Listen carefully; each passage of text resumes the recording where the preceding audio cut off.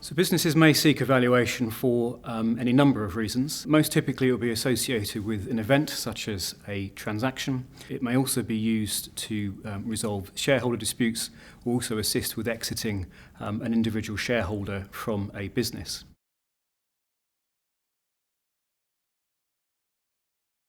There are really two key methods by which businesses are valued. First being a price earnings multiple, where one would look at the value of equivalent businesses in the market, either through recent transaction historical data or through looking at public markets and then applying a discount for businesses that are not listed because that equity is less liquid. The second method is called the discounted cash flow. That works by taking a robust set of financial forecasts and looking at the cash earning potential for a business looking forward and applying various mathematical metrics to discount that cash flow into the future and come up with a valuation at today's date.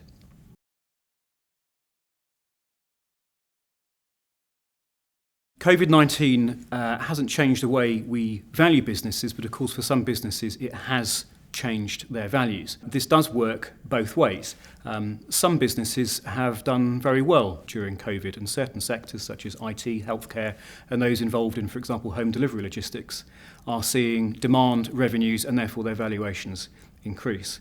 Conversely, of course, we know that many businesses have struggled and suffered during COVID-19, so businesses in leisure sectors and aviation may actually find that they are irreparably damaged by this pandemic, and certainly values at the moment are quite depressed. Overall, we are seeing something of a rebasing of the economy. But, suffice it to say that for the right buyer, prices can still be strong. Typically, buyers are being pragmatic and are sensitive to the fact that businesses are struggling at the moment and are not always applying blanket discounts to that, but instead are more interested in how a business has responded to the pandemic and the various measures that they've put in to strengthen the balance sheet and ensure earnings are shored up for the future. A well-run business, as ever, will attract a better valuation.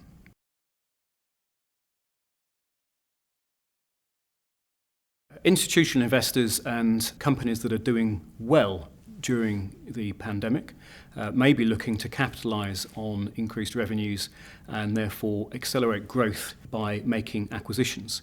Therefore, businesses that are doing okay during a pandemic are likely to find willing buyers. The best thing owners can do to help firm a valuation, certainly in terms of sale, is looking to position a business well, which again is something seeking expert advice can help with. But again, outlining how a business has had its balance sheet shored up to see its way through the pandemic, also having a clear and robust plan for getting back to pre-COVID-19 trading levels helps a business stand out from the crowd. So if there's a robust set of forecasts and a defensible marketing plan that buyers or investors can see and engage with and understand and see that path through back to recovery, owners of such businesses are likely to attract buyers seeking growth.